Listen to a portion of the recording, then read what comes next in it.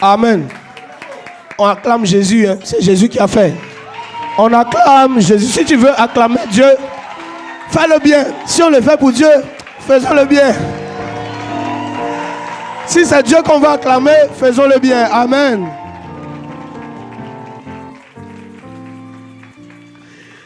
Waouh. Jésus est puissant, les gars. L'introduction pertinente, mais ça pertinent.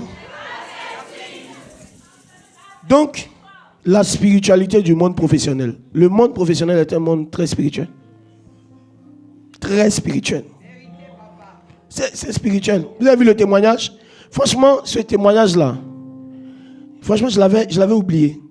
Mais quand j'étais en train de préparer l'enseignement, je me suis rappelé ça. Je dis non, ça, il faut que les gens écoutent.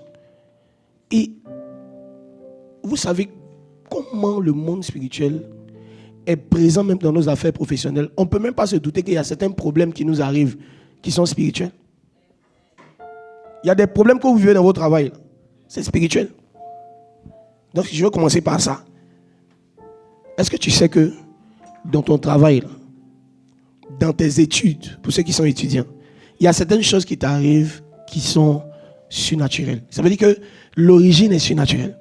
Des oublis bizarres, des incapacités à régler, à pouvoir traiter certains exercices. Il y en a, tu fais des efforts. Il y en a d'autres là, tu fais des efforts, mais tu n'arrives pas. Souvent, derrière ces choses-là, il y a le monde spirituel qui s'est levé. Soit pour ne pas que tu puisses continuer les études, pour que tu sois parmi les derniers, ou soit simplement pour que tu puisses toi-même abandonner l'école. Est-ce que tu sais que dans ton boulot, le monde spirituel travaille? Est-ce que tu sais ça? Est-ce que tu sais que le monde spirituel ne s'arrête pas seulement dans les choses de famille? Hein? Est-ce que tu sais que le monde spirituel, là, même dans ton travail, le monde spirituel, ça se manifeste? Je vais d'abord commencer par cela. Le monde spirituel est réel. Je dis la vérité. Le monde spirituel est réel. Et si tu ne sais pas que derrière toutes les situations qui t'arrivent, tu vois, il n'y a pas toujours le hasard. Tu vois, non? Les efforts humains, souvent il y a la spiritualité derrière. Surtout les événements qui se répètent dans vos vies régulièrement. Vous devez vous poser des questions. Vous dites, attends, pourquoi chaque fois que j'ai un travail, il va toujours arriver quelqu'un qui va dire des choses et puis on va me chasser? Ça arrivé une fois. Ça arrive encore une deuxième fois. Frère, il faut savoir te poser les questions. Est-ce qu'il n'y a pas une main noire quelque part? Pourquoi depuis que je suis arrivé dans cette classe, j'ai du mal à retenir les informations? Alors que c'est des choses qui ne m'arrivent pas. Peut-être que derrière, il y a une main spirituelle. Et quand tu veux régler un problème spirituel, tu vois, par des stratégies humaines, tu ne vas pas obtenir de bons résultats.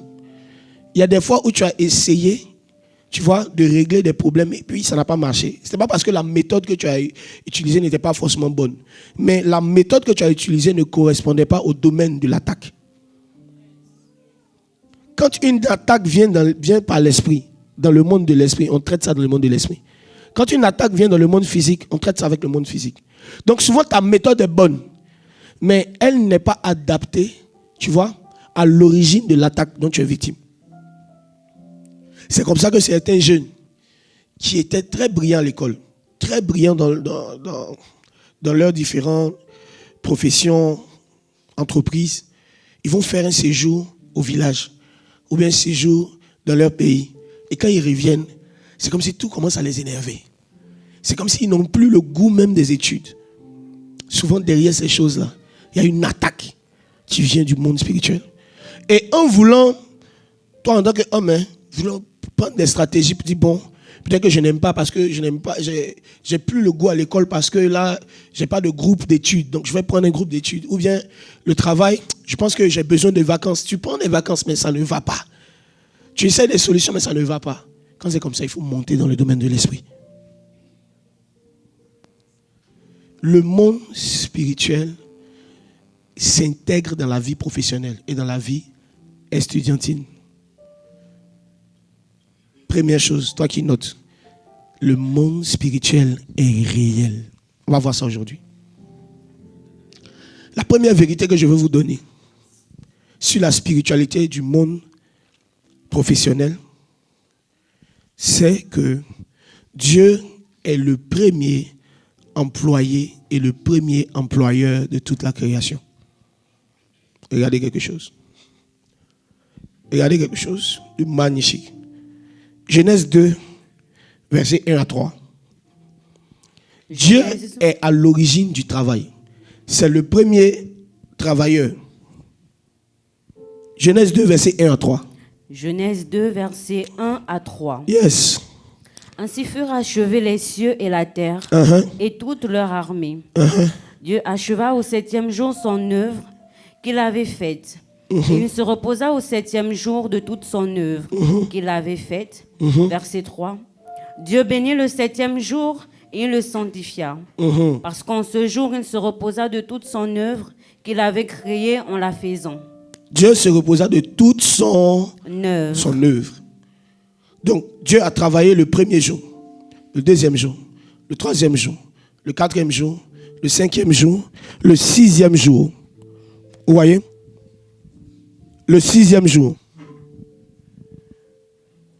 Donc, Dieu, après avoir travaillé pendant ces 6 jours, il se reposa le 7e. Donc, ça veut dire que Dieu, dans sa nature, il travaille plus qu'il ne se repose. Donc, toi, qui ne travailles pas, tu ne ressembles pas à Dieu. Toi qui te reposes plus que tu ne travailles. Frère, regarde ton voisin, dis frère, à qui tu ressembles? Toi qui te plains qu'on travaille trop. On travaille trop. Ce n'est pas l'image de Dieu. Dans la nature de Dieu, il y a un jour pour se reposer, 6 jours pour travailler. Et même le repos de Dieu, si je veux encore aller plus loin, le repos de Dieu, c'est un autre travail que Dieu fait. Le repos de Dieu n'est pas l'absence d'activité. C'est un changement de canal par lequel on fait l'activité. Hein?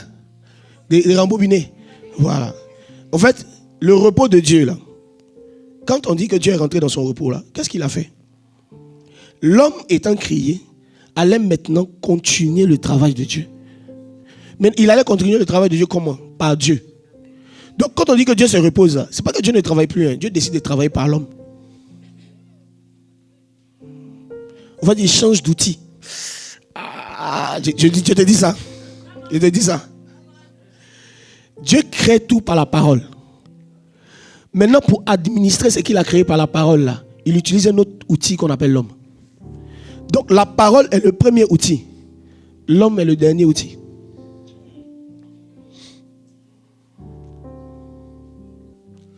Je veux juste te dire que Dieu est un travailleur.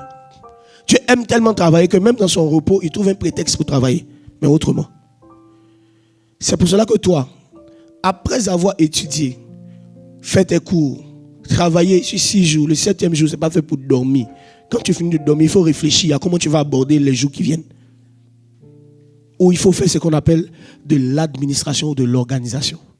Le 7e jour, ce n'est pas un repos en termes d'absence d'activité. Le 7e jour, c'est une autre manière de travailler ou utiliser un nouveau canal pour travailler. Je vous dis ça encore avec un langage très pratique. Vous qui étudiez ou vous qui êtes dans les milieux professionnels, Dieu m'a fait la grâce d'étudier les ressources humaines. Donc, j'ai eu un brevet de technicien supérieur en ressources humaines et communication. Et dans les matières qu'on étudiait dans le domaine des sciences humaines, les ressources humaines étaient une matière qui, si vous voulez, m'a beaucoup fasciné. À cause du fait que c'était l'art de gérer les hommes. On ne gère pas seulement les salaires là-bas. On gère les hommes. Et il y a une discipline, oui, dans dans ce grand sujet qu'on appelle la gestion des carrières. Quelqu'un dit avec moi, c'est la prédication là.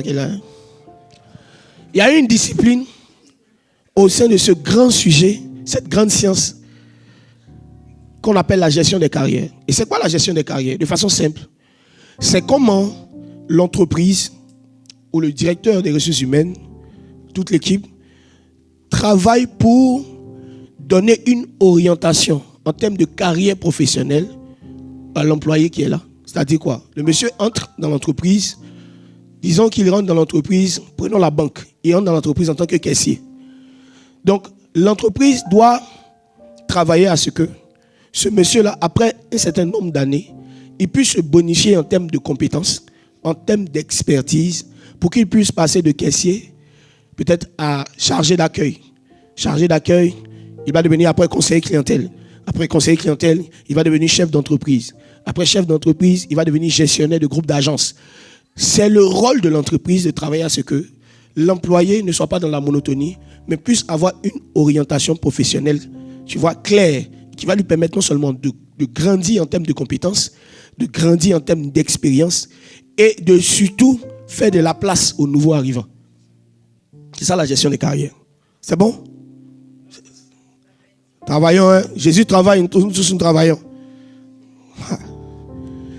Maintenant, il y a quelque chose que j'ai remarqué dans l'étude de la gestion de carrière. Vous allez comprendre pourquoi j'ai dit, quand tu travailles 6 jours, le 7e jour, ce n'est pas seulement pour dormir, c'est pour travailler d'une manière différente. Dans la gestion des carrières, on te dit que c'est le rôle de l'entreprise. Mais ce n'est pas que le rôle de l'entreprise. C'est aussi le rôle de l'employé lui-même. De se dire, en attendant que l'entreprise pense à moi, tu vois, pour me former, pour me donner des promotions, je dois moi-même m'auto-former. Donc la gestion de carrière ne repose pas seulement entre les mains de l'entreprise, mais ça repose aussi entre les mains de lui-même, l'employé. Il doit montrer qu'il veut se former. Il doit montrer qu'il veut apprendre. Et il doit montrer qu'il ne veut pas rester à cette place. Il veut apporter plus à l'entreprise, donc il doit davantage se former. Maintenant, si toi tu es un employé qui conçoit la gestion de carrière dans le premier sens, c'est-à-dire c'est l'entreprise qui va, tu vois, travailler à ce que mon parcours professionnel, mon orientation, pas d'évolution en évolution, tu vas rester 7 ans, tu ne vas rien devenir. Parce que souvent les entreprises n'ont pas besoin d'embaucher. Elles ont besoin même que tu restes à ton poste. Si tu veux définir la gestion de ta carrière seulement en fonction de l'entreprise, il faut savoir qu'une entreprise, elle, non seulement elle embauche quand elle a des besoins, mais surtout quand elle a des ressources pour supporter la nouvelle masse salariale qu'elle va avoir. Donc, qu'est-ce que toi tu dois faire? Quand tu as fini de travailler les 6 jours, le 7e jour, il faut réfléchir à une formation.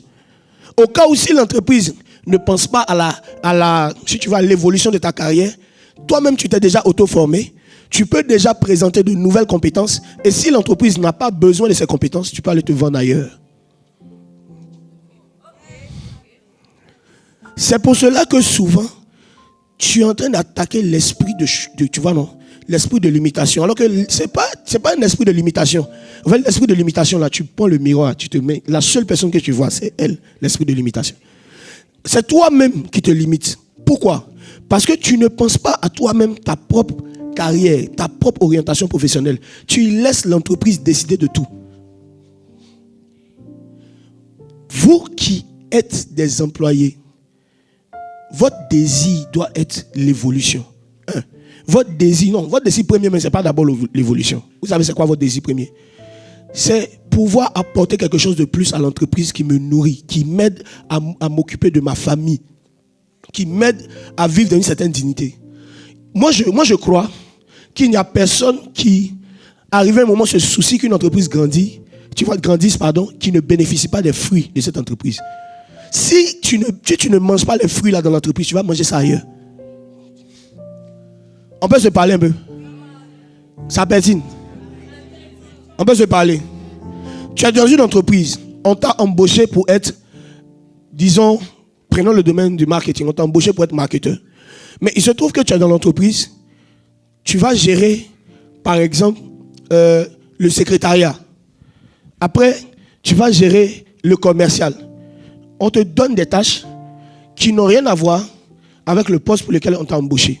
Si tu vois cela comme, tu vois, non, on est en train de te surcharger, tu ne vas pas pouvoir développer tes compétences au point d'être un marketeur qui sait être un commercial, qui sait gérer le secrétariat, un marketeur qui sait gérer les stocks. En fait, tu seras, si tu ne cherches pas à t'intéresser à ces tâches-là, tu seras qu'un marketeur. Et lorsque tu vas venir dans une entreprise où on va dire, on aura besoin de quelqu'un pour gérer aussi le commercial, parce que moi, je fais que marketing. Il y a des marketeurs qui ne sont pas infographes. Il y a des marketeurs qui ne savent pas faire des montages. Tout ce qu'ils savent faire, c'est parler.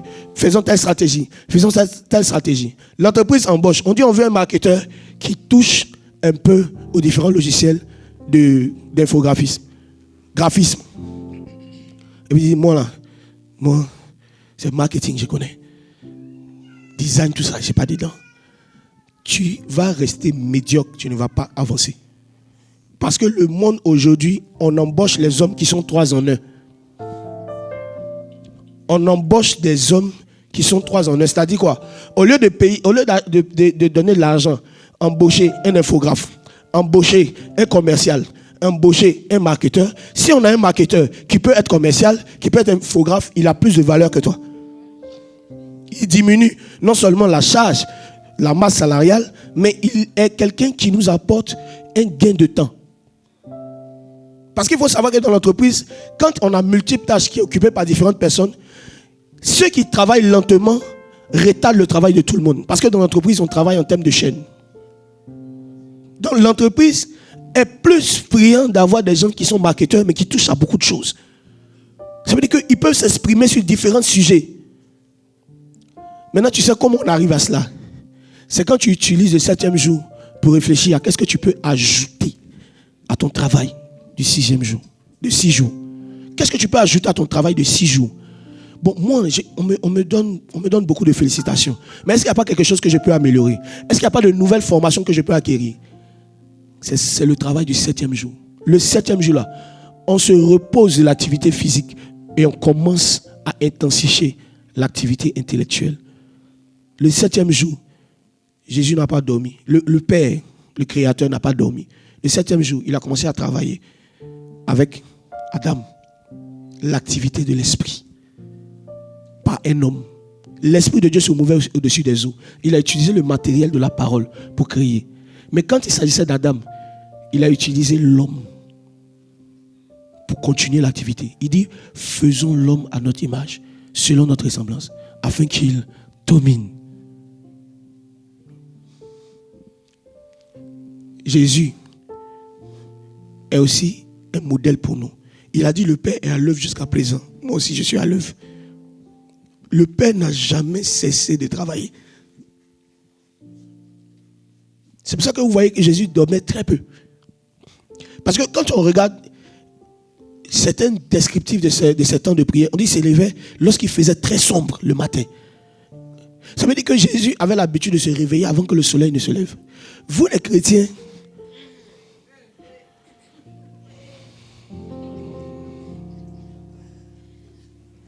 je dis, vous les chrétiens qui avez l'habitude de vous réveiller, le soleil s'est déjà levé, le coq a déjà chanté, la table était déjà dressée, tout était déjà fait. Vous n'êtes pas à l'image de Jésus.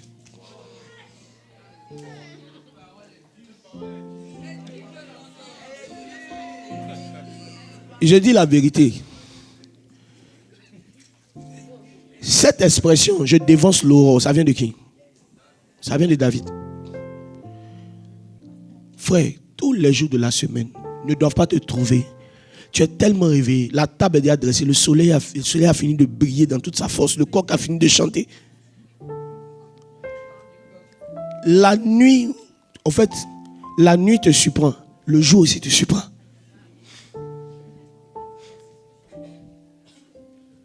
Jésus était un homme tellement spirituel qu'il ne laissait pas le soleil le dévancer. Pourquoi il le faisait? Parce qu'en réalité, dans les lois spirituelles, c'est lorsque les hommes dorment, les autres dorment, tu vois non, qu'on peut décider, qu'on peut commencer à contrôler le jour. On contrôle le jour en se levant avant lui. Mais quand le jour se lève avant toi, tu ne peux pas le contrôler à un certain niveau. Remarquez, les hommes qui planifient leur journée ne subissent pas leur journée. Ah, la planification est le levier du contrôle. Tu vois, non? De la journée. Planifier sa journée, c'est le fait de décider de ne pas subir la journée. Ceux qui ne planifient rien subissent tout. Et c'est pareil pour ce de quoi je parle. Si tu es dans une entreprise, tu subis des injustices, qu'est-ce que tu dois faire? Au lieu de te fâcher, prends la frustration là, et puis forme-toi. Mais n'utilise pas le 7e jour pour dormir. Si tu utilises le 7e jour pour dormir, tu vas rester dans l'entreprise, tu vas devenir ingrat. Tu vois que les ingrats, c'est le peu même qu'on fait pour eux. Pour le moindre travail qu'ils font, ils ne reconnaissent pas. Ils commencent à devenir aigris. Non, prends la frustration et forme-toi. Accepte les tâches qu'on te donne là. Si ça peut te permettre d'acquérir de nouvelles compétences. Il peut arriver un moment quand tu as la bonne compétence, tu peux monnayer ça maintenant. Ça passe ou ça casse? Le 7e jour est fait pour faire quoi? Travailler. Travailler, le travail de la réflexion. Vous vous reposez de vos activités physiques, mais vous intensifiez l'activité intellectuelle. Donc, il y a des jours comme ça, vous devez prendre, vous éteignez votre portable et vous êtes en train de réfléchir par rapport à l'entreprise, par rapport à mon parcours professionnel, par rapport à mon nombre d'années en termes d'expérience professionnelle. Qu'est-ce que j'ai pu bâtir? Qu'est-ce que j'ai pu acquérir? Est-ce que je vais faire une formation en anglais? Est-ce que cette formation-là, je l'ai terminée? Au fait, il faut commencer à réfléchir. Et tu vas voir que tout va devenir clair devant toi. Et tu sauras comment planifier certaines choses. Et tu sauras là où tu avances ou là où tu n'es pas en train d'avancer. Vous savez, il y a des fois où on a l'impression qu'on avance. Tu vois, non? Dans notre vie professionnelle, mais on n'avance pas. Non seulement on est super, mais souvent on recule. On peut se parler un peu. C'est l'enseignement qui est là. Écoutez bien. Ça va vous aider. Vous les travailleurs. Il y a un malheur que j'ai vu sur le soleil. C'est qu'il y a très peu de personnes qui connaissent des percées professionnelles qui sont nées de nouveau chrétiens. La plupart du temps, les hauts postes, quand on regarde aujourd'hui, je n'ai pas envie de dire quelque chose, mais tu vas voir que la personne n'est pas chrétienne ou elle est d'une autre religion. C'est rare, tu vas voir des chrétiens à des hauts postes de direction. Au point où même ça nous surprend. Au point où ça devait même un témoignage à l'église. Il est devenu directeur général. DG du cabinet du ministre. Ces postes-là sont tellement... Aujourd'hui, en fait, c'est tellement rare de voir des chrétiens là-bas que quand un chrétien est là-bas, c'est une exception. Mais pourquoi il y a très peu de chrétiens là-bas? Est-ce que c'est parce que notre Dieu est moins puissant que le Dieu des païens? Ce n'est pas ça. C'est parce que nous diminuons la puissance de notre Dieu. Sinon, nous rendons cette puissance-là sans effet à cause du fait que nous sommes des travailleurs sans effet, des travailleurs paresseux. Peu importe le niveau d'onction de Dieu, ça ne pourra jamais travailler dans la vie d'un paresseux. Jésus aime les bosseurs. Il aime les travailleurs. Regardez même les personnes qui ont été appelées par Dieu. Des gens comme Abraham. Ce n'est pas des chômeurs. Des travailleurs. David. Travailleur. Hein? On va encore avec qui? Pierre, Jean, Jacques. Travailleur. Gédéon. Travailleur. Vous allez remarquer que la plupart des hommes que Dieu a appelés, c'était des bosseurs. C'était des bosseurs. Quand je regarde Joseph, il est devenu un travailleur. Au début, il était auprès de son père. Mais arrivé un moment, quand il est parti en esclavage, chez Potiphar, il a commencé à travailler.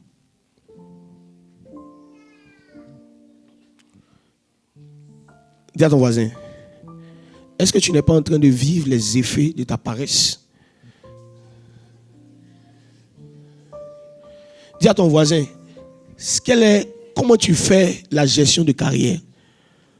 Qu'est-ce que tu veux devenir? Est-ce que tu veux rester toujours au bas de l'échelle, être subordonné à vie? Est-ce que tu ne veux pas devenir un jour directeur de département? Dis à ton voisin comment tu gères même ta formation professionnelle. Bon, regarde, je te donne une question pratique que tu pourras lui dire. Dis-lui ça doucement. Il ne faut pas qu'il va se fâcher. On n'a pas encore fait les offrandes. Dis-lui, l'année passée, quels sont les nombres de certificats que tu as fait? Quel est le nombre de certificats que tu as fait? Dis-lui, bon, si l'année passée, il commence à réfléchir beaucoup, dis-lui, les 6 mois passés, qu'est-ce que tu ne connaissais pas en ce qui concerne ton métier que tu connais maintenant, que tu as appris maintenant? S'il te dit rien, s'il te dit, frère, rien, mais tout ce que je connais, c'est les versets de la Bible, tu dis, ah, je comprends tout.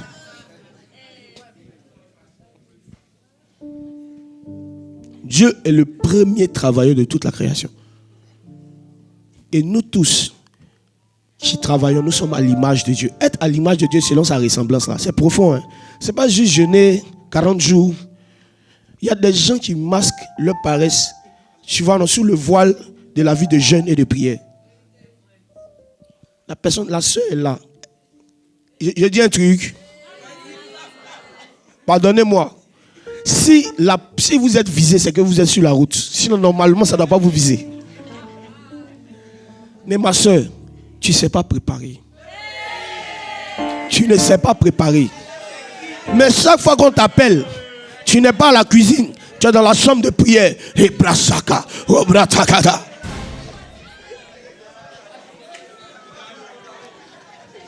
Et tu pries pour le mariage. Mais ma soeur, tu es méchante. C'est à qui tu veux donner l'intoxication alimentaire là? C'est qui?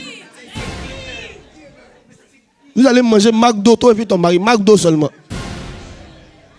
J'aime ce son. Au fait, je vous dis quoi? Il y a des choses là. Il y a des choses, on n'a pas besoin de prier. Approche-toi de quelqu'un qui sait cuisiner. Et puis tu apprends. Toi aussi, tu goûtes la nourriture de ta soeur. Toi, ta camarade femme, c'est ça. Ça, c'est l'expression africaine, ta camarade femme. Hein?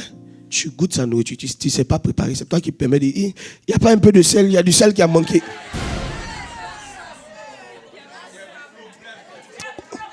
Comment tu arrives à savoir que le sel a manqué alors que toi-même, tu ne sais même pas mettre le sel? D'après mes frères camerounais, c'est la magie. C'est la magie. C'est la magie. Comment tu arrives? Non, tu vois, c'est pas un peu épicé. Tu épices ça, tu connais ça comment en fait?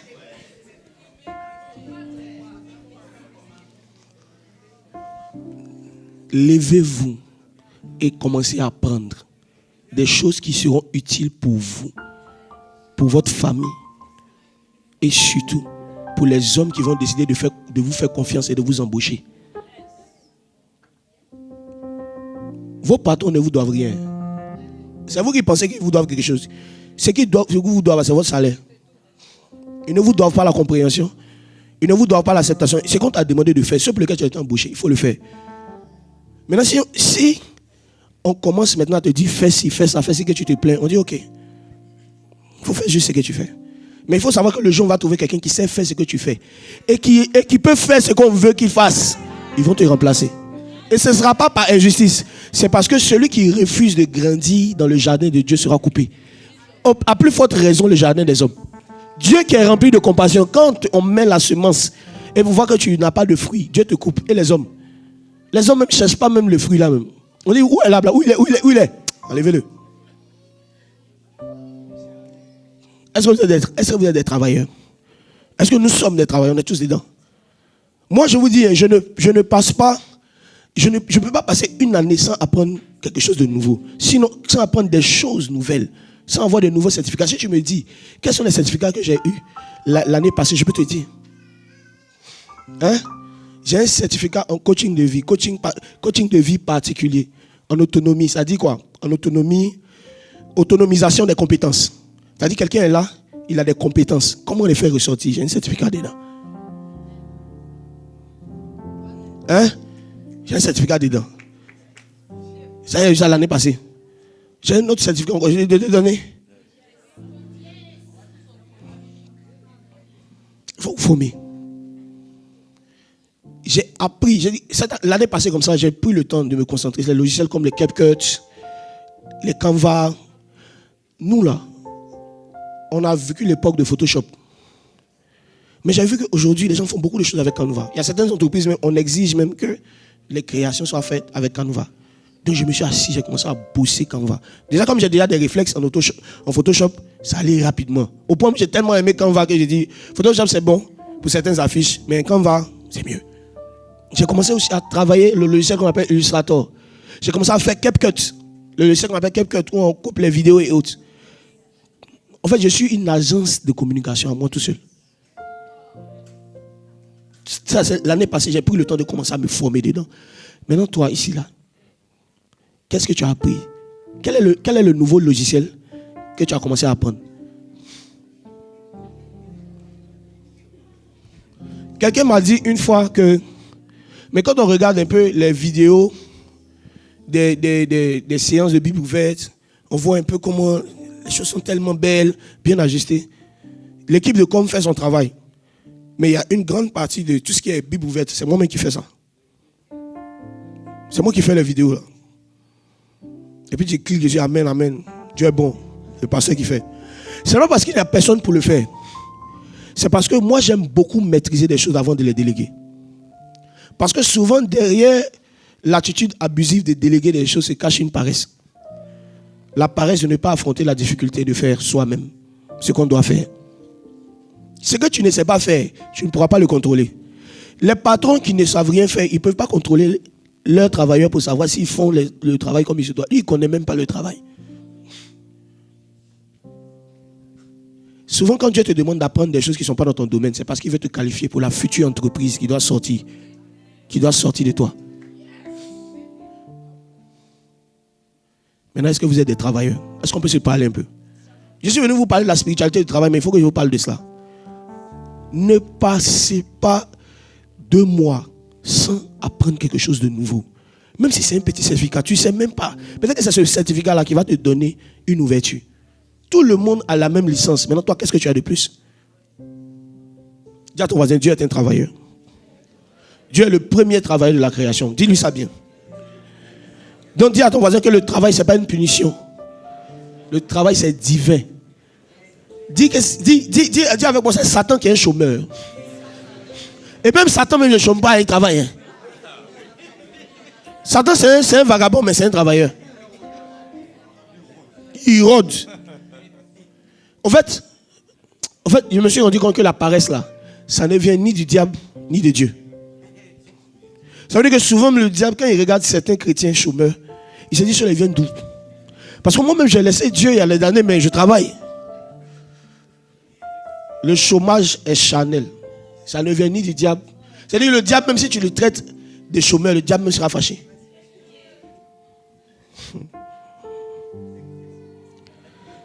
Deuxième vérité. Dieu est le premier employeur de la création. C'est le premier travailleur, c'est aussi le premier employeur. Dieu est un employeur. Donc, chers chrétiens, je vous souhaite d'être comme Dieu dans cette dimension. Genèse 2, verset 15. Genèse 2, yes. verset 15. Verset 15. L'Éternel Dieu prit l'homme. L'Éternel Dieu prit l'homme. Et le plaça dans le jardin d'Éden. Il l'a embauché dans le jardin d'Éden. Pour le cultiver et pour le garder. Et il lui a donné ce qu'il devait faire. C'est la fiche de poste. Il devait cultiver le jardin. Et il devait faire quoi? Le garder. Regardez, il y a quelque chose de magnifique. Dieu embauche Adam. Et Dieu prend le temps de lui dire, voici ce que tu dois faire. Voici, tu fais ceci. Tu fais cela. Vous qui êtes ici, vous ne savez pas que l'entreprise dans laquelle vous êtes là, c'est Dieu qui vous a envoyé là-bas. Et que si vous êtes en train de négliger le travail que les hommes sont en train de vous donner par rapport à la place que vous occupez dans l'entreprise, vous êtes en train de désobéir à Dieu. Je peux être profond.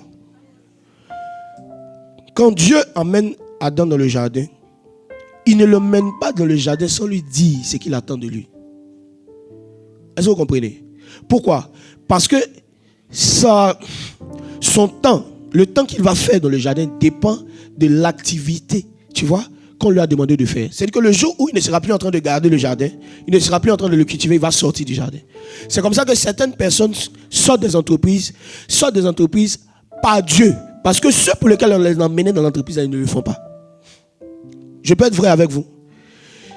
Il y a des boulots et des situations professionnelles que vous vivez qui sont conflictuelles parce que vous n'êtes pas en train de faire ce pour lequel on vous a emmené dans ce travail. Et comme vous n'êtes pas en train d'obéir à ce pour lequel on vous a emmené dans ce travail, ce n'est pas le diable qui vous chasse, c'est Dieu lui-même qui passe par les hommes pour vous chasser. Je vais te dire quoi? Ce que ton patron est en train de te dire, frère, on t'a embauché ici. Monsieur Tan, on t'a embauché ici pour nous produire un rapport marketing, pour faire la stratégie. Si tu n'obéis pas à ça, Dieu peut inspirer ton patron pour qu'il te chasse. C'est ce qui s'est passé avec Adam. Adam est venu dans le jardin. On te dit de garder le jardin. On te dit de cultiver le jardin. Et Dieu ajoute autre chose. Il dit, cette arbre-là, l'arbre de la connaissance du bien et du mal, si tu manges ça, tu vas mourir. You go die. Donc, il avait ce qu'il devait faire et il avait deux, les interdits. Les interdits qui représentent le règlement intérieur dans l'entreprise. Le jardin d'Éden, c'était une entreprise. Les différentes tâches, garder, cultiver, c'était la fiche de poste. Maintenant, tu peux manger de tout, mais pas de ce fruit-là, c'est le règlement intérieur. Le jour où Adam a désobéi à ces différents règlements, on l'a chassé. Donc, quand tu es paresseux au travail, tu ne fais pas les tâches de travail et qu'on te chasse, il ne faut pas dire que Dieu veut me donner un nouveau poste. C'est pas ça. Dieu t'a arraché quelque chose qu'il t'a donné. Ne dis pas non, les hommes ne m'aiment pas, on me chasse. Les démons ne m'affranchissent pas, les démons, c'est Dieu lui-même. Parce que même Adam, quand il n'a pas été fidèle concernant les tâches qu'on lui a données dans le jardin de Dieu, Dieu l'a chassé. Il y a certains d'entre vous, vos patrons vous chassent des entreprises au nom de Dieu. Ce n'est pas au nom des démons, c'est Dieu qui leur a donné ce pouvoir de vous chasser. On peut se parler. On peut aller dans les choses un peu plus profondes. Maintenant, écoutez ceci. Dans une entreprise, là, quand tu viens dans une entreprise, tu travailles quelque part, on ne t'a pas emmené pour critiquer la manière d'agir du patron. On t'a emmené là. C'est pour faire ce pour lequel tu as été embauché. Donc, il y a toujours des collègues sorciers qui vont venir te dire, tu n'as pas remarqué que le patron, il est marié, mais il y a beaucoup de femmes qui viennent le voir dans son bureau. C'est louche ça, c'est très louche. On ne t'a pas emmené pour faire ce genre de commentaires. Le patron ne t'a pas emmené pour que tu regardes, est-ce qu'il est fidèle à sa femme ou pas. C'est pas sur ta fiche de poste. Et ce qui fait que la plupart du temps, vous perdez certaines grandes opportunités. C'est que vous vous mêlez des choses qui ne vous regardent pas. Non, mais je crois que le patron, il a une mauvaise vie. Non, je crois que le professeur, il est raciste. Frère, écoute, prends les cours. Tu n'es pas venu pour savoir s'il est raciste ou pas. Toi, ce que tu veux, c'est sa connaissance. Sa connaissance, elle n'est ni blanche, elle n'est ni noire. Mais elle peut te permettre de pouvoir demain être son supérieur. Ah. Non, pourquoi tu ne fais pas les maths? Non, j'aime pas le professeur de maths. On t'a pas emmené là. Tu vois, non? Pour étudier le professeur de maths et l'aimer, on dit qu'il faut étudier sa matière. Mêlez-vous de vos oignons. Mêlez-vous des choses qui vous concernent. C'est ce que je vais dire. Je vais dire quoi? Mêlez-vous des choses qui vous concernent. Quand vous venez dans un boulot, vous venez pour travailler. Vous n'êtes pas là pour commenter. Adam, on t'a dit, garde le jardin, cultive-le, ne mange pas. Adam a trouvé, tu vois non? Il a trouvé le malin plaisir de laisser sa femme aller discuter avec le serpent. Et puis il a commencé à faire ce qu'il ne devait pas faire dans le jardin. C'est pour ça qu'on l'a chassé. Souvent, ce qui fait qu'on vous chasse, ce n'est pas des esprits de mort, des esprits de famille. C'est parce que vous êtes en train de faire des choses pour lesquelles on ne vous a pas embauché.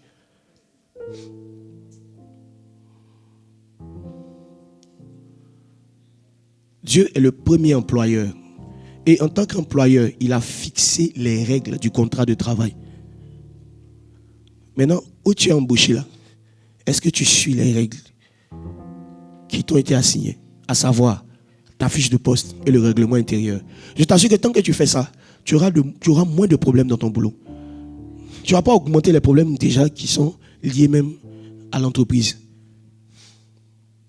Maintenant, si on t'avait chassé d'un boulot parce que tu t'es comporté comme ça, il faut te repentir maintenant d'avoir accusé faussement les sorciers du village. Les sorciers même du village te regardent et disent: hey, toi aussi tu as venu parler. Tu étais paresseux. Le fait que tu sois au chômage aujourd'hui, c'est parce que tu es quelqu'un aussi qui trie beaucoup le travail. Il y a des gens comme ça. Ils ne font rien. Mais tout ce qu'on leur donne, ils trient. Certains même préfèrent ne rien faire. Que de faire quelque chose, tu vois, donc qui va les faire souffrir et puis ils vont gagner un peu. Donc en restant à la maison, tu as gagné quoi? Tu n'as rien gagné. Je connais des personnes. J'avais une personne comme ça. Voilà, une connaissance comme ça. Elle travaille dans un certain domaine, les bâtiments et tout ça. Et quand on négocie les contrats, elle est dure sur les prix. Non, moi je fais ci, moi je fais ça. Non, ça là, je ne fais pas ça à tel prix. C'est bon. Si tu négocies, ok. Maintenant, il y a eu une période où il a eu 3 contrats. 3 bons contrats. Il a dit non, le prix ne l'arrange pas. Ok. Les 3 contrats sont venus simultanément. Il a dit non, ça ne l'arrange pas. Quelques jours après, il me dit: ah, padre, vraiment, c'est chaud, ça ne va pas. J'ai dit: frère, ça ne va pas comment? Non, explique-moi ce qui ne va pas. Non, tous les contrats qui viennent là, ça ne m'arrange pas. J'ai dit: mais ok, les contrats ne t'arrangeaient pas. Ok. Maintenant, pendant le temps où les contrats se faisaient, tu faisais quoi? Non, il était à la maison. Il tentait de prier pour que Dieu m'envoie des contrats. Je dis: c'est pas le diable qui t'attaque, c'est un esprit de folie. Entre le fait d'aller souffrir et gagner un peu, et le fait de te coucher à la maison, mettre Théophilus Sunday, prier, et puis ne rien gagner, qu'est-ce qui est intelligent d'après toi? Parce qu'il ne faut pas que tu dises que je t'insulte. D'après toi, qu'est-ce qui est intelligent? Il dit: ah, non, mais je prie pour que Dieu me donne. Il dit: tu sais, les 3 contrats là, c'est Dieu qui t'a emmené. Et comme tu as refusé d'aller souffrir pour gagner un peu, tu n'as rien avec le Saint-Esprit. Tu as le Saint-Esprit. Oh my God. Ta vie de prière est là, mais tu as faim. Et tu sais pourquoi Dieu ne t'a pas donné la nourriture? Parce que Dieu t'a donné le moyen d'avoir un peu pour manger, mais tu n'as pas traité ça. Tu n'as pas traité ça avec respect. Le travail est un don de Dieu. Quand Dieu vous donne des opportunités pour avoir un peu à manger, il faut réfléchir. Est-ce que c'est mon envie de ne pas souffrir qui fait que je refuse l'opportunité? Tu vois? Est-ce que c'est pas ça? Non, mais ce travail-là, on se réveille trop tôt. Non, moi, je ne vais pas me réveiller trop tôt. Tu as dormi, ça fait 10 ans que tu es dans la maison des gens. Ça t'a donné quoi? Ton sommeil, ça profite à qui? Ça ne te profite pas. Donc, la troisième vérité que je vais vous donner, c'est que le travail est un don de Dieu. Donc, quand un travail arrive, une opportunité arrive là, il faut te dire: est-ce que ce n'est pas Dieu qui est en train de répondre à une prière que j'ai faite? Et il faut commencer à faire quoi? À prendre le travail avec considération. Et fais-le bien. La Bible dit quoi? Je vais vous montrer une réalité des Écritures. La Bible nous dit que le Seigneur travaille le premier jour. Le deuxième jour, on dit le Seigneur voit que ce qu'il a fait est bien. Si tu travailles et que tu n'arrives pas à regarder ce que tu as fait et puis tu dis c'est bien, tu n'es pas à l'image de Dieu. Dieu, il s'auto-examine, il s'éprouve. Il éprouve son travail. Je veux dire à quelqu'un ici, avant que ton patron ne vienne éprouver ton travail, toi-même il faut éprouver ton travail. Et tu vas voir que ce que toi-même tu as fait là, à la place de ton patron, tu auras la même réaction. Je ne peux pas vous parler du monde professionnel sans vous parler de ces choses. Parce que je vais vous dire quelque chose. Peu importe le niveau de spiritualité qui sera contre vous dans le monde professionnel, si vous n'êtes pas excellent, Satan n'aura pas besoin d'utiliser son armement pour vous faire sortir. C'est Dieu même qui va vous faire sortir. Il y a des attaques spirituelles que nous avons au travail qui ne viennent pas du diable, ça vient de Dieu. Parce qu'on occupe la place inutilement. Et ce qui est bizarre, c'est que quand une attaque vient au nom de Dieu, tu ne peux pas chasser ça au nom de Dieu. C'est pour ça que tu pries, mais rien ne se passe. Parce que tu n'es pas attaqué par un démon de famille, tu es attaqué par un démon de folie, un démon de paresse. Toutes les attaques dans le monde spirituel ne viennent pas des démons, c'est Dieu qui est en train de t'attaquer. Tu te débrouilles pour venir en retard et tu veux que les gens sourient avec toi au travail. Les problèmes que tu es en train de créer là, ce n'est pas le diable, hein. C'est toi-même qui es en train de créer des propres problèmes. Pendant qu'on est en train de faire le cours, c'est là que ton copain va t'envoyer un message pour te demander: tu as bien mangé, tu t'es bien réveillé. Et toi, tu sais que cette matière-là, le coefficient est élevé. Et c'est toi qui te permet de causer par WhatsApp pendant que tu es en train de suivre le cours. Mais si tu es dernier, ce n'est pas les esprits de famille, c'est toi-même. Prends le miroir, mets-toi devant. La personne que tu vois, c'est toi. C'est toi, non? La personne que tu vois, elle est responsable de tes problèmes. Combien d'entre vous vous concentrez réellement quand vous êtes à l'école, quand vous êtes en train de suivre un cours? Ne vous laissez pas distraire.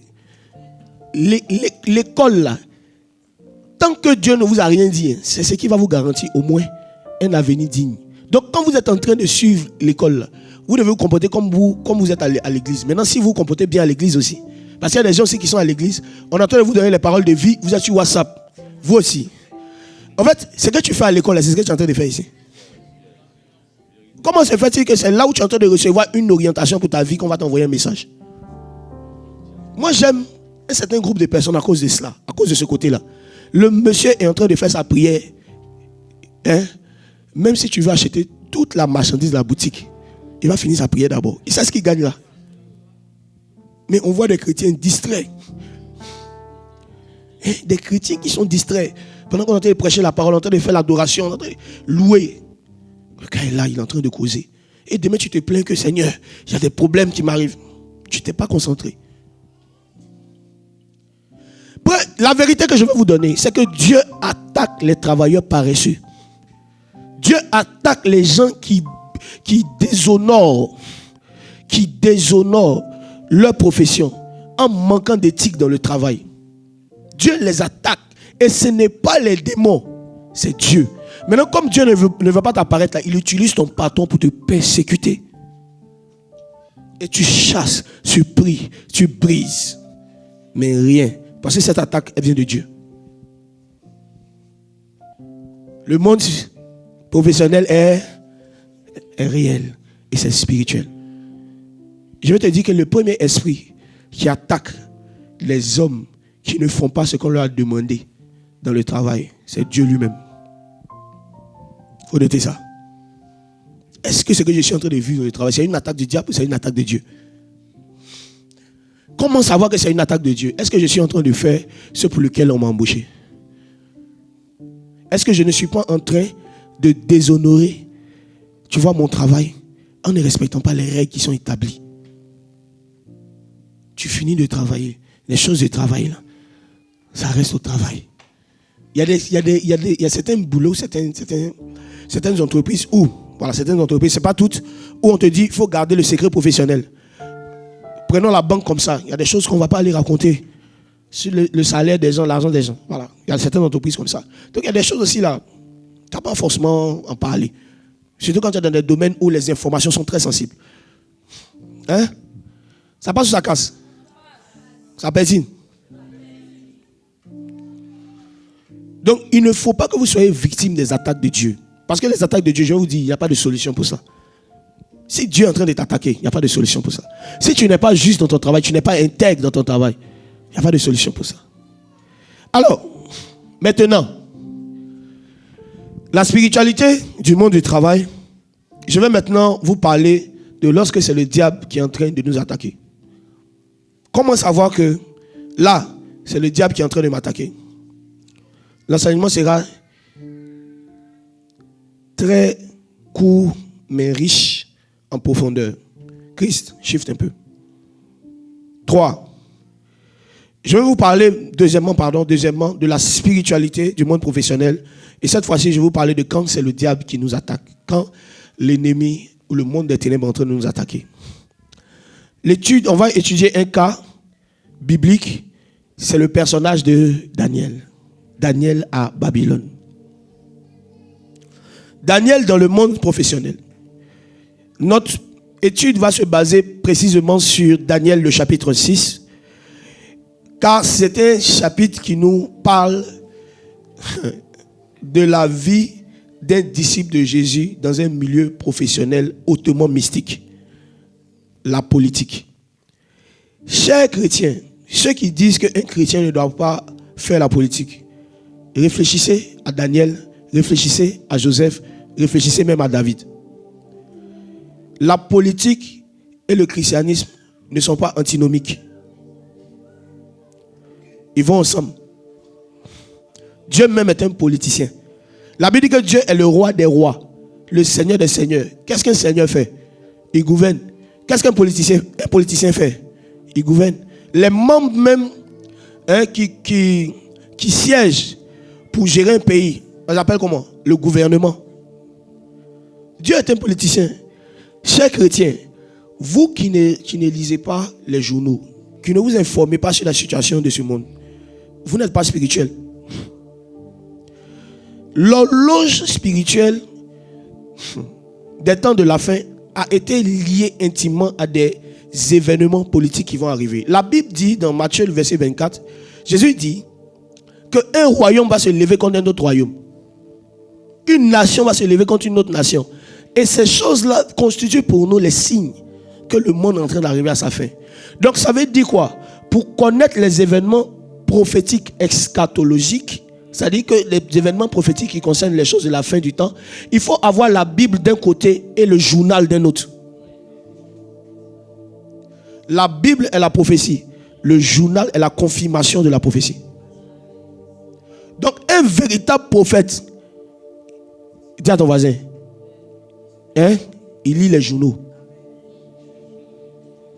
Oh. Depuis le temps des choses que Jésus-Christ a enseignées, on doit lire. Parce que il est clair, on dit jusqu'à ce que l'abomination, tu vois non, soit trouvée dans le lieu saint. On parle un peu de la nation d'Israël. On doit lire, on doit savoir qu'est-ce qui se passe. On dit que le temple sera reconstruit. Nous tous on attend ça. Un véritable prophète, il doit avoir la Bible d'un côté, les journaux d'un autre. D'ailleurs, même toi, tu intercèdes pour ta nation, mais tu ne lis même pas les journaux. Tu ne sais même pas, tu ne sais rien sur la politique de ton pays. Tu vas intercéder comment? Tu ne pourras pas intercéder avec précision. Le bon président est là, tu vas prier pour que, oh Seigneur, change-le. Le bon président est là, tu vas nous créer des problèmes. Il faut regarder ce qui se passe. On ne prie pas au hasard. Ceux à qui Dieu a donné un mandat pour intercéder pour votre nation, si vous ne regardez pas les informations qui concernent votre nation, vous êtes des plaisantins. Vous êtes des plaisantins. Si les problèmes de votre nation ne vous touchent pas, vous êtes des plaisantins. Je vous dis la vérité. Pour être quelqu'un qui intercède pour sa nation, il faut prendre à cœur le sort de sa nation. Ton pays est là, ça fait des années, c'est dirigé par la même personne. Et vous êtes toujours là en train de vous plaindre. Au lieu de prier, vous vous plaignez. Mais vos plaintes là, ça vous emmène où? Vous finissez de parler, le monsieur est là. Il faut comprendre pourquoi il est là. Et pourquoi jusqu'à présent, ce n'est que lui.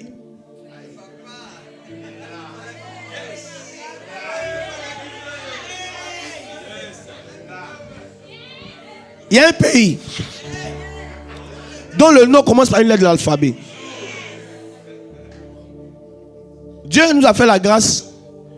On a pu rencontrer une proche d'une personnalité de ce pays. Et il y avait les élections. La personne m'appelle. Homme de Dieu, est-ce que ça va être toujours pareil ou est-ce que ça va changer? Est-ce que ça va être toujours pareil, ça va changer? Qu'on sent que ça va changer. Il dit ça ne changera pas. Il sera là. Et il est là jusqu'à ce que vous compreniez quelque chose. C'est que pour que Dieu change un président, il faut que la nation elle-même change. Souvent là, le monsieur est là, c'est un mal. Mais pour Dieu, c'est un mal nécessaire. Parce que s'il part, il n'est pas sûr que la personne qui vient pourra vous gérer. Et j'ai prié pour cette nation. J'ai dit même aux personnes qui sont proches, j'ai dit, il est là, il sera là. J'ai dit non, mais on sent que la tendance est en train de changer. J'ai dit non, il est là. Il ne va pas. Vous pensez que c'est des fétiches qui peuvent permettre à un homme de rester pendant des années à la tête d'une nation? Il y a des gens qui avaient plus de fétiches que lui. Si tu vois qu'il est resté jusqu'à là, ça veut dire que derrière tout ce que tu vois, il y a une main de Dieu. Là, on est en train de parler de mon office. Le prophétique. J'aime le prophétique. Le prophétique est précis. Même concernant des événements d'une autre nation, j'ai dit aux gens, ne vous fatiguez pas. Ne vous fatiguez pas. N'entrez pas dans des rêveries. L'Éternel des armées, l'Éternel, n'entrez pas dans ça. En ce qui concerne les nations, Dieu ne donne pas les choses en fonction de ta religion. Dieu envoie ça en fonction de qui pourra soit faire ce qu'il veut ou qui pourra maîtriser le péché, le niveau de péché, de rébellion. J'ai envie de dire un truc. Le niveau de grégarité.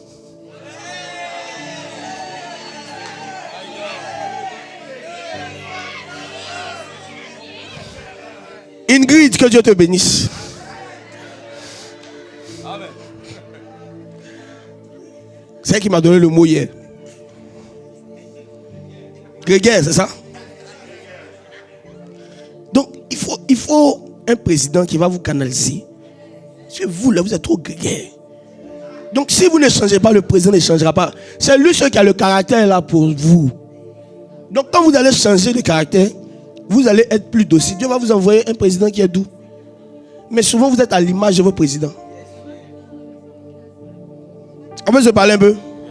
Vous êtes pressé de rentrer à la maison? Là, on est en train de parler du prophétique.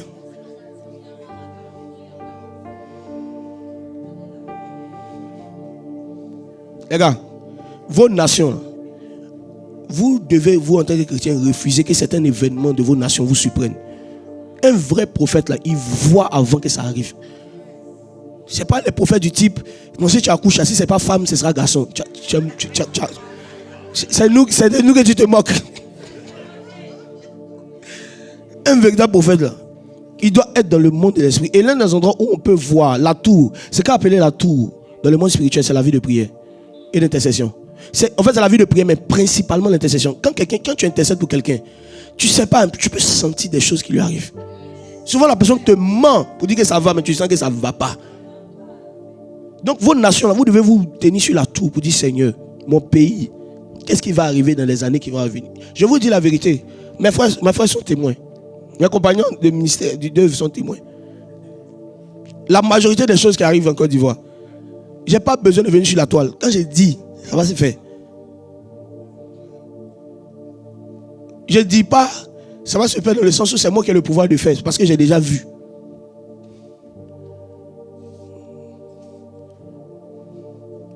Voilà. Donc j'ai dit, les gars, ne priez pas beaucoup.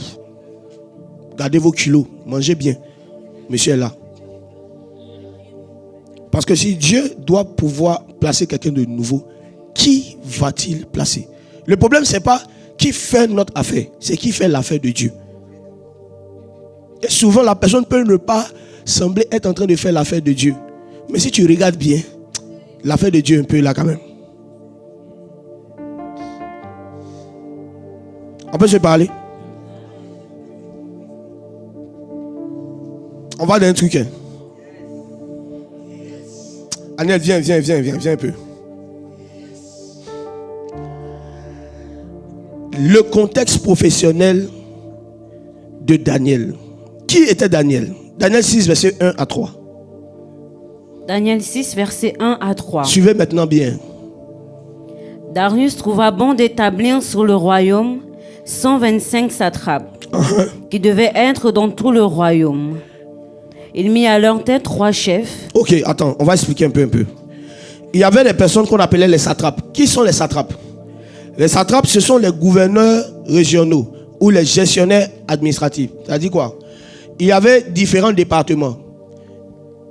Vous voyez un peu la préfecture. Vous voyez? Et chaque préfet, ce qu'on appelle les préfets aujourd'hui, là. Vous voyez? Dans le royaume de Babylone, c'est eux qu'on appelait les satrapes. Les gouverneurs de région. Ok. Vas-y, on dit, qu'est-ce qu'il devait faire? Verset qui devait être dans tout le royaume. Verset 2. Il mit à leur tête 3 chefs. Ok, il a mis maintenant à la tête de ces différents satrapes, ces différents préfets, gouverneurs de région, 3 chefs. Dis avec moi 3 chefs. 3 chefs. 3 chefs. Vous avez le temps? Je vous explique pourquoi 3. Parce que le chiffre 3, c'est le chiffre de la complémentarité. Vous voyez?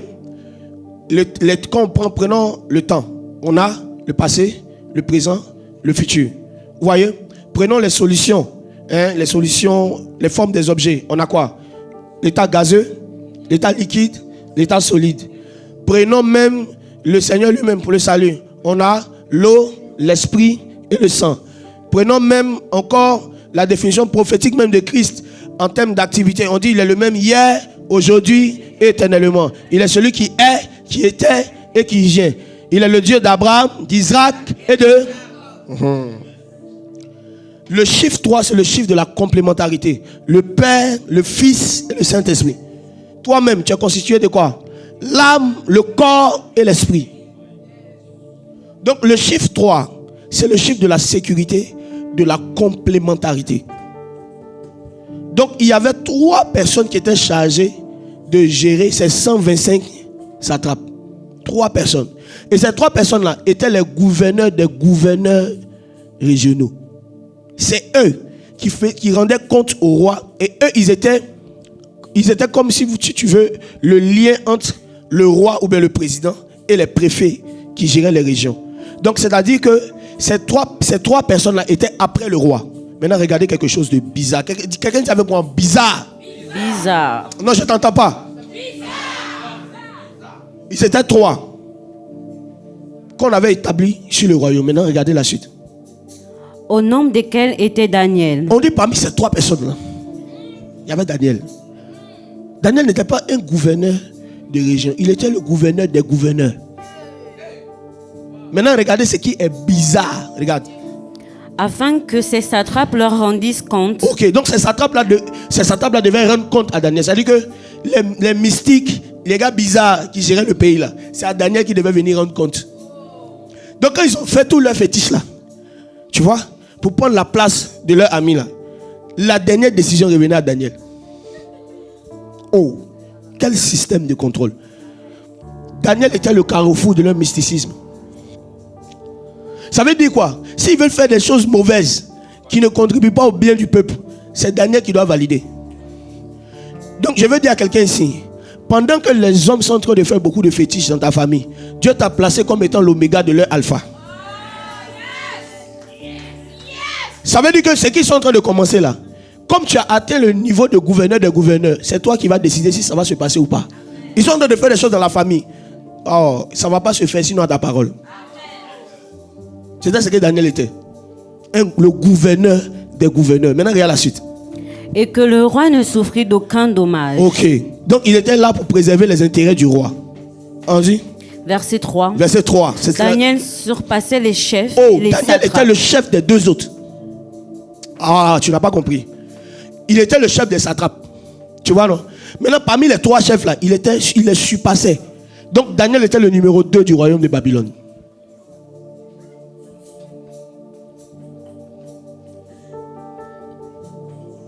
Tu ne comprends pas ce que le prophétique, un chrétien prophétique et intelligent, tu ne sais pas ce qu'il peut être. Il est dangereux. Daniel était le numéro 2 de Babylone de la même manière que Joseph était le numéro 2 en Égypte.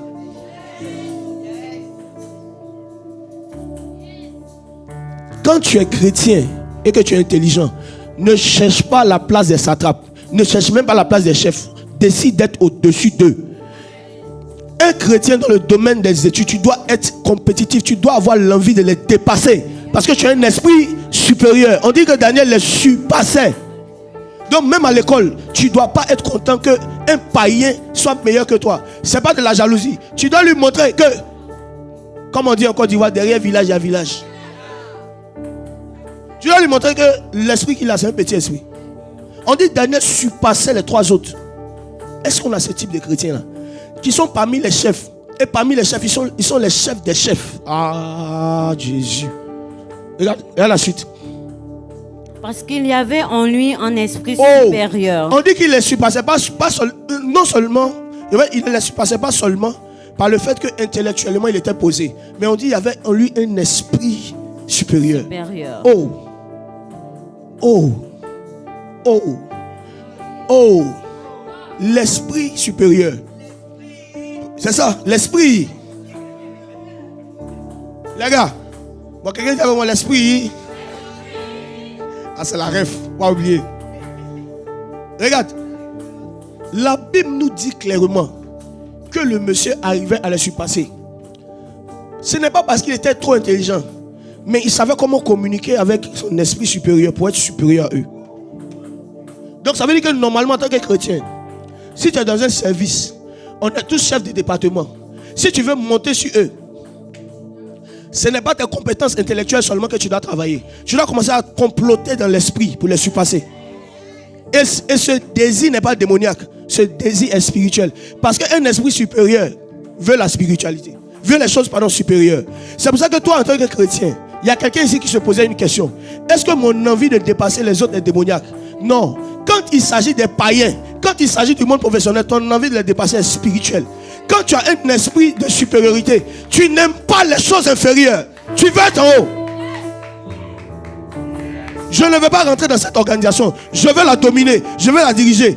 Et les hommes qui ne connaissent pas les choses de l'esprit disent non, écoute, tu dois être humble. Non, non, non, non, non. L'humilité, c'est faire ce que Dieu a mis en moi. Oh my God.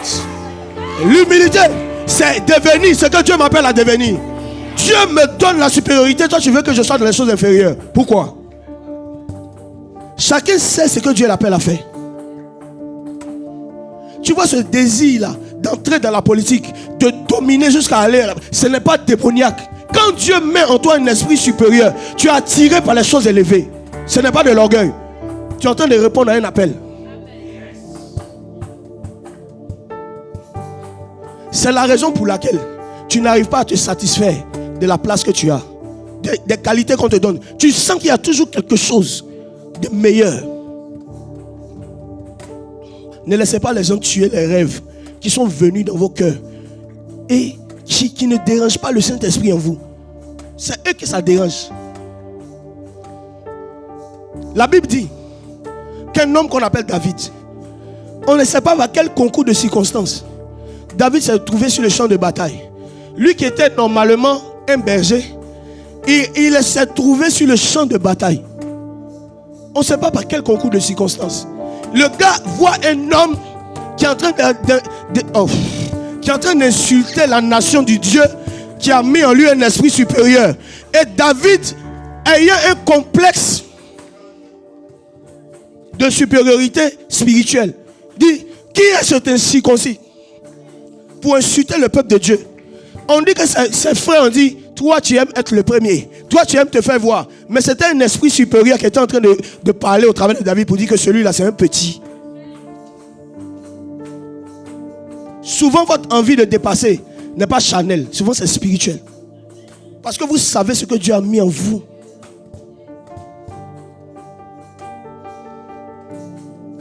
Goliath était grand de taille. Dans le physique, mais dans l'esprit, c'était un petit. Vous n'avez pas été créé pour le bas niveau. C'est parce que vous ne savez pas qui Dieu dit que vous êtes.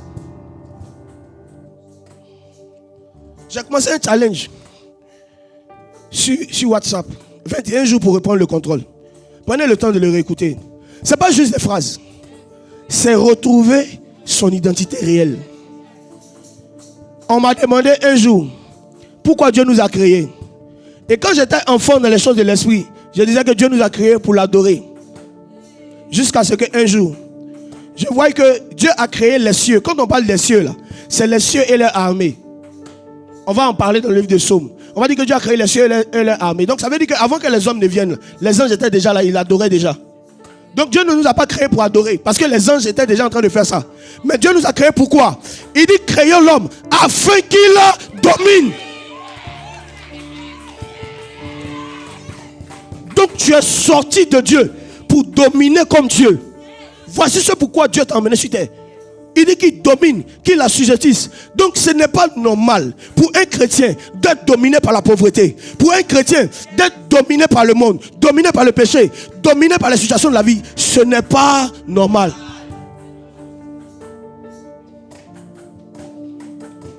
Donc un chrétien là, il doit être un homme qui domine. Il contrôle les situations. La Bible dit que Daniel était on dit il surpassait. Ce n'est pas normal.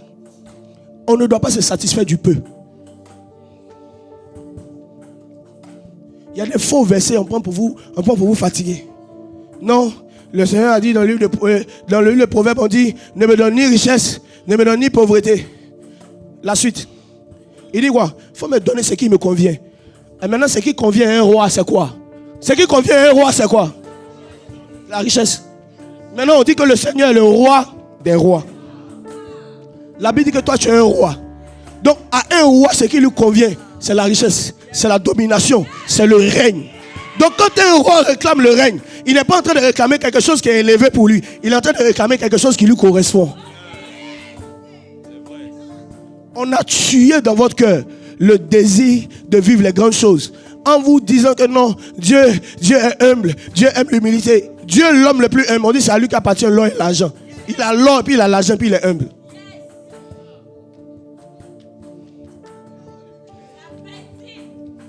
Refusez d'être à des places que Dieu ne vous a pas données. Les hommes ne vont pas vous comprendre au début, mais ils verront. Ils verront. Car la Bible dit que bientôt vous verrez la différence entre ceux qui servent Dieu et ceux qui ne le servent pas. Comprenez? Sortez de l'infériorité. Sortez de l'infériorité. Je suis en train de parler à quelqu'un ici. Sors de la dépression. Sors de la tristesse. Tu n'as pas été créé pour ça. Tu as été créé pour régner.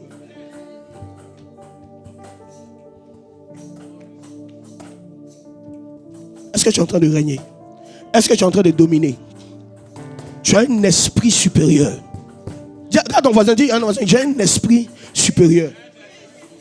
Dis à ton voisin, j'ai un esprit supérieur. Regarde. Il a dit à l'entreprise, l'autre là, c'est bon, mon cœur sent d'aller dans un grand groupe. Mon cœur sent ça. Et je lui ai dit, c'est là que tu dois aller. Et au finish, ils t'ont signé ou pas? Ils ont signé.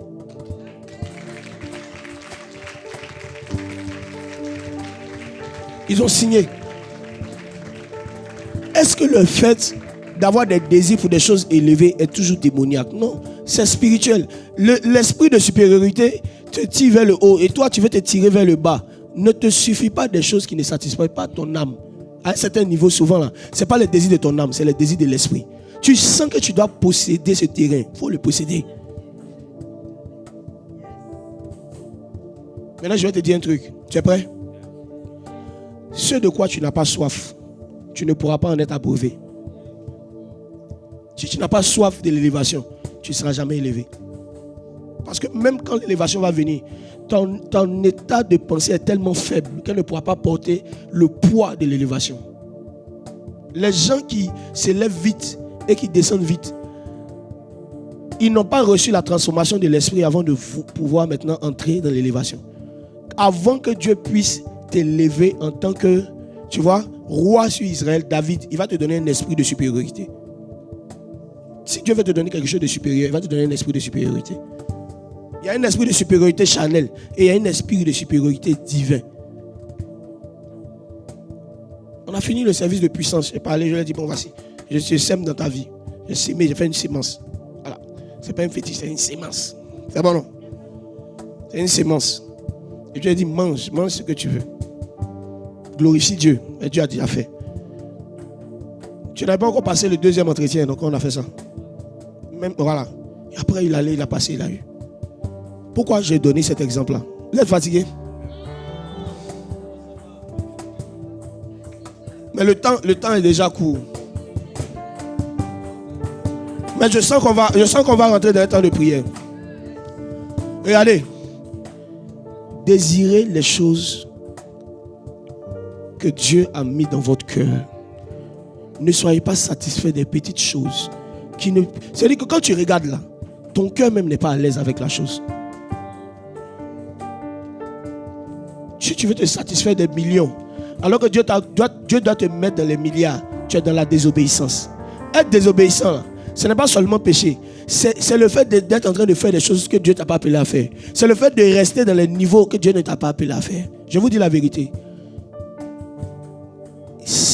Un homme est grand par sa vision. Plus ta vision est petite, tu vois, plus ta vision est petite, plus c'est les petites choses que tu vas attirer à toi. Je peux vous dire un mystère. Si le diable veut vous maintenir dans un niveau inférieur, il va vous donner une pensée inférieure. Parce que là, en fait, tu vois, la pensée là, tu vois, c'est la matrice de la réception de l'idée. C'est quand la matrice reçoit la semence, tu vois, non, de l'idée qu'elle enfante.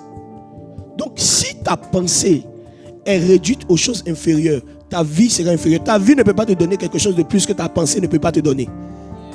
Ce qui n'a pas longtemps germé dans ta pensée ne peut pas devenir pour toi une réalité. On ne devient pas président par hasard. On ne devient pas chef d'entreprise par hasard. On ne devient pas président de promotion par hasard. On ne devient pas footballeur professionnel par hasard. On doit d'abord se forger la mentalité du guerrier avant d'entrer dans la guerre. Est-ce que vous êtes prêts à marcher dans un esprit supérieur? On va se lever. Identifie un niveau supérieur que tu dois atteindre. Un niveau supérieur. Que ce soit dans le domaine des finances, que ce soit dans le domaine des études, que ce soit dans le domaine des activités. Tu veux entreprendre, mais ne pense pas petit. Pense grand. Pense grand. Pense grand.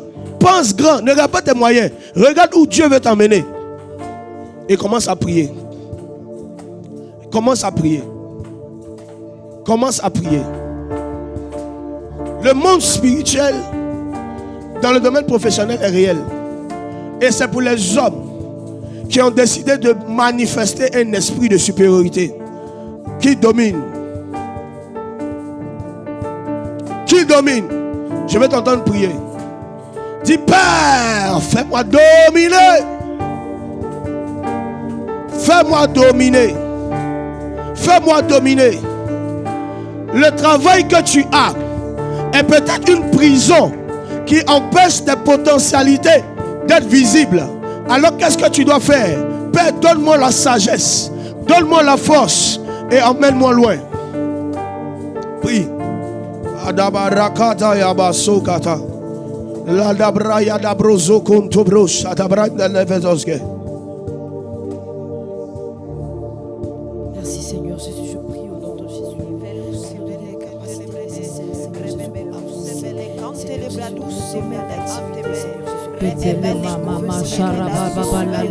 Seigneur, nous suivons car l'esprit supérieur soit notre partage et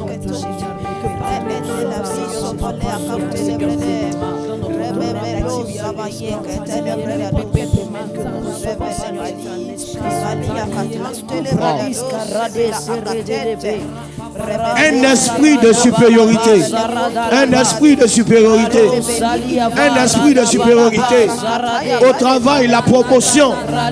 À l'école, l'excellence. Oh my God, oh my God, oh my God. Ne demande pas petit. Demande grand. Car tu es un Dieu grand.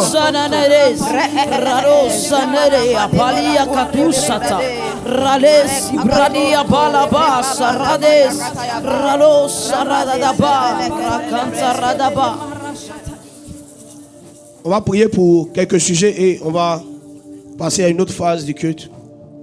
Le premier sujet pour lequel je veux que tu pries. Prie pour une pensée renouvelée. Prie pour une pensée qui est en adéquation avec ce que Dieu a mis en toi. Ce que Dieu a mis en toi est grand, mais ta pensée est petite. C'est pour ça que tu ne peux pas les porter. Où Dieu doit te voir, ce n'est pas là où tu es. Même dans le ministère, même dans les grâces que tu as, tu ne dois pas être à cette place. L'auteur d'Hébreux écrit à ses lecteurs, il dit, vous qui devez être des maîtres, vous qui devez être des maîtres, vous avez encore besoin du lait. Le Seigneur est en train de parler aux pharisiens et même aux disciples qui étaient là. C'est que n'ai-je pas dit que vous êtes des dieux dans Jean 10, mais pourtant vous mourrez comme de simples hommes. Vous devez avoir une mentalité divine. Et un Dieu, il règne, il dirige, il organise, il s'oppose à certaines choses. Tu vas prier pour une mentalité divine, une mentalité de roi. Lève-toi et prie. Crie à Dieu. Crie à Dieu. Dans quel domaine tu veux manifester un esprit de supériorité? Peut-être que c'est dans la prière. Peut-être que c'est dans le prophétique. Peut-être que c'est dans la vie de jeune. Peut-être que c'est à l'école. Peut-être que c'est dans ta profession. Une mentalité divine. Une mentalité divine. Prie. Plus tu as soif, plus il te remplit. Transformation de ta mentalité.